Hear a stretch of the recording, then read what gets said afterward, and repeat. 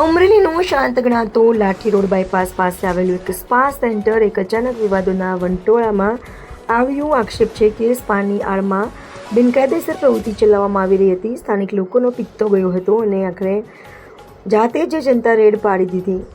જનતા red પડતા spa સેન્ટરની અંદર દોડધામ મચી ગઈ હતી. સ્થાનિકોનો સીધો આક્ષેપ છે કે તંત્રની આંખ ધૂળ નાખીને અહીંયા મોટો ખેલ ખેલાતો રહ્યો હતો. અહીં અજાણ્યા લોકોનો અવરજવર જોઈ રહ્યા હતા.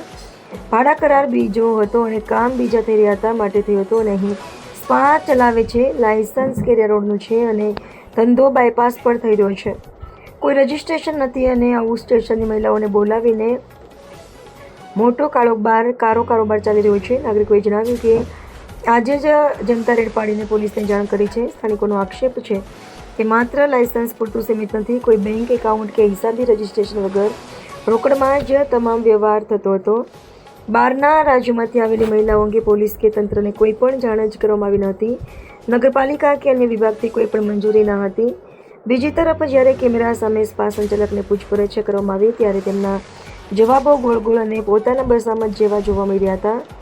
સંચાલક ગમે તેટલા બચાવ કરે પરંતુ સ્થાનિકોના સવાલો અને સ્થળ પરથી મળેલા પુરાવો કંઈક બીજું જ કહી રહ્યા છે. હવે મોટા સવાલ એ છે કે તંત્ર દ્વારા આસપાસના સીસીટીવી ફૂટેજ અને નાણાકીય વ્યવહાર ઊંડાણપૂર્વક તપાસ કરવામાં આવે તો કેટલા મોટા રાજ બહાર આવશે. શું પોલીસ અને પાલિકા તંત્ર કાળા કારોબાર સામે કોઈ કાર્યવાહી કરશે કે પછી મામલો રફે દફે થઈ જશે? રિપોર્ટર સરફરાઝ ખોખર,